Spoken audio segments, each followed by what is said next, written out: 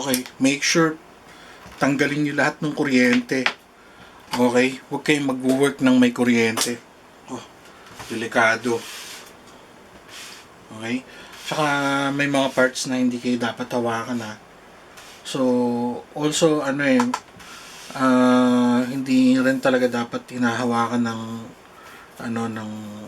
lalo na yung mga pins dyan, So, medyo careful lang kayo.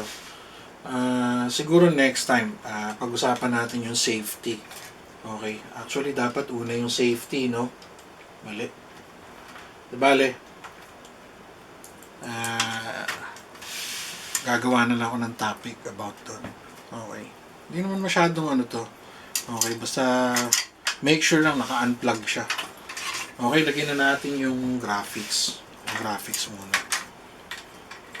So nakita nyo, kahit hindi ko pa naikabit tong graphics kanina, nag-work na siya, di ba? Nag-output na siya ng video. Kasi yung processor ko, mayroon na siyang built-in na graphics.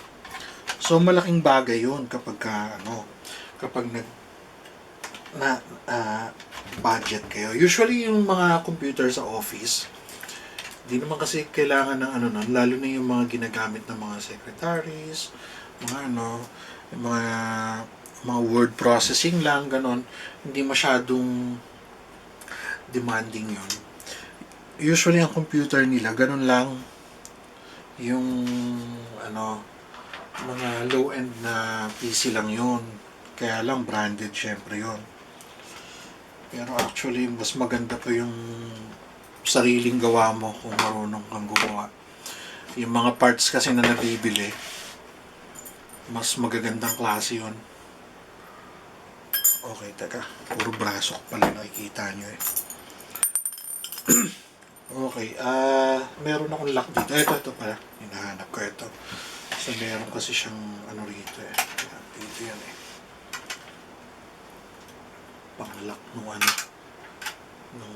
dami ko nang nawalang screw eh. Kasi yung mga gamit ko, lalo na pag yung computer, niiwanan ko lang siya nakabukas. Kasi alam nyo kasi yung computer, malakas siya mag-generate ng heat. Okay, so yun ang isang nga pala, no? So, dapat maging aware kayo na yung computer, malakas siya mag-generate ng heat. So, pag naman siya, may mga feature siya na nag-auto shutdown siya pagka na-reach nyo na yung limit nung init na yung operating limit niya, mag-shutdown siya, no? Actually, meron akong ganun, yun nga, yung Athlon. Yung Athlon ko, malakas mag-iinit yun eh. Yung motherboard nun, actually, ilang beses nang nasunog yun eh, pero gumagana pa rin. Pero makikita mo talaga yung backplate niya, sunog na. Dahil dun sa VRMs niya, yung generate ng heat. So, yun lang, Kaya, sa akin, ang ginagawa ko, kita niyo yung isang CPU ko na pinakita ko sa inyo, naka-open lang talaga yun. Hindi ko na sinasara yun. Para talagang maximum airflow yun. Pangit nga lang, pero, pagka mainit, no? Hindi naman laging naka-aircon. So, yan. Teka, baka may nakakalimutan ako. Pero wala na. Ay, hindi. May nakalimutan. Yung okay. Yung SATA. Okay, yung sa hard disk natin. Dapat pala kanabig ko muna. Anyway, madali lang to. So, teka lang. Total, may manual na ako. Titingnan ko. Gusto ko ilagay ko siya dun sa number 1 eh.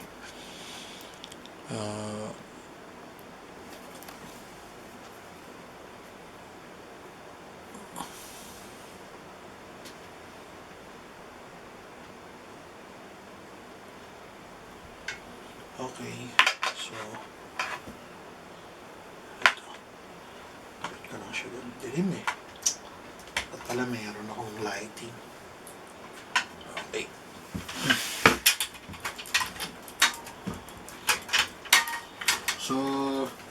ano no, kung maselan kayo, pwede nyo pagandahin yan yung, kaya lang ito kasi, pag ganito kasikip, mahirap rin yung ano eh, pagandahin yung, tsaka hindi naman kailangan.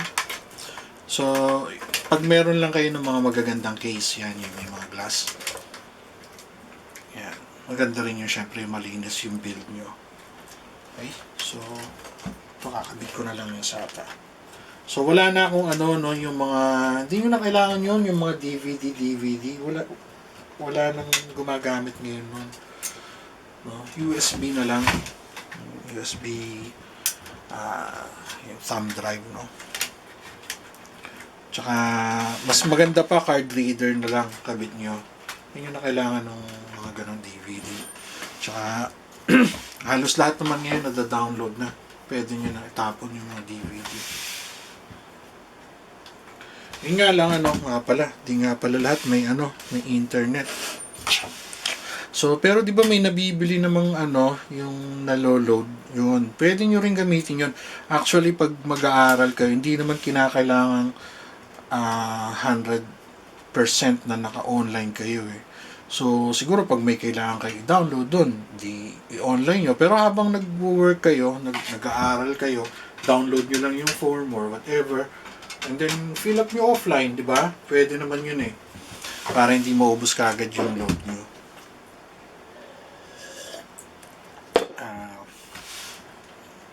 Sa movie naman, kung gusto nyo mag-movie, pa-download na lang kayo sa mga kakilala nyong meron.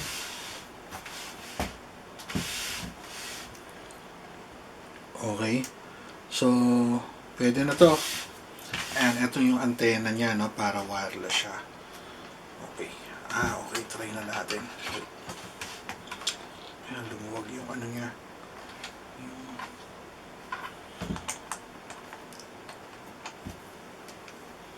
Hindi pala natin kailangan to. Okay. Ayan. So, bago ko uli yan finalize na isara.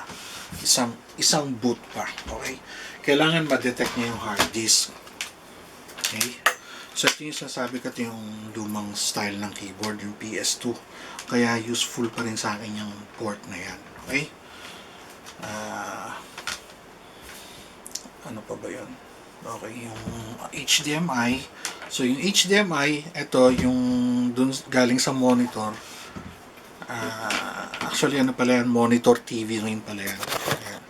Ayan. So, yung mga chip na monitor TV yan. So, instead na dito, sa output ng motherboard, yun na ang gagamitin ko. Okay? Yung nandun. Yung graphics card. Okay? So, ang kaibahan yan, yung graphics ko ngayon, ma-free up yung load ng CPU ko, di ba? So, mas magagamit ko yung resources ng CPU ko sa ibang bagay. Sa ibang application. Okay na kasi yung graphics nandito na. Okay? Nandun na siya. So, okay, i-try natin ngayon na i-boot. Okay. Pwesto ko. Sensya kaya, teka itong ko eh. Okay.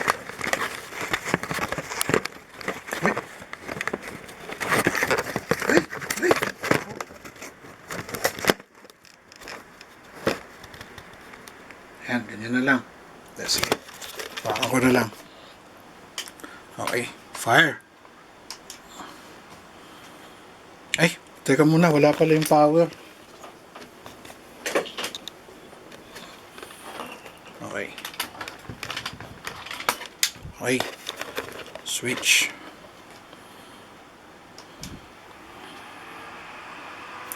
Okay, tingnan lang natin. So, oops. Ayan, okay. Kita nyo, meron siya nung, ayan yung, pwede kayong pumunta ron dun sa BIOS, no, para set nyo.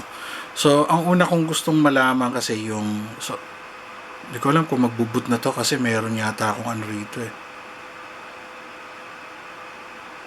Naka-install eh. Pero teka lang. Mayroon nga. Okay, reset natin. May mint nga yan. So, papakita ko sa inyo paano mag-install niyan. So, reset natin. Okay. So, ang unang-unang yung gagawin pagka-build nyo sa kanya, halimbawa bago yan, ano, or bagong luma. Press nyo lang yung delete. Okay? Yan, pupunta kayo dun sa ano. Okay, mukhang connection ng HDMI.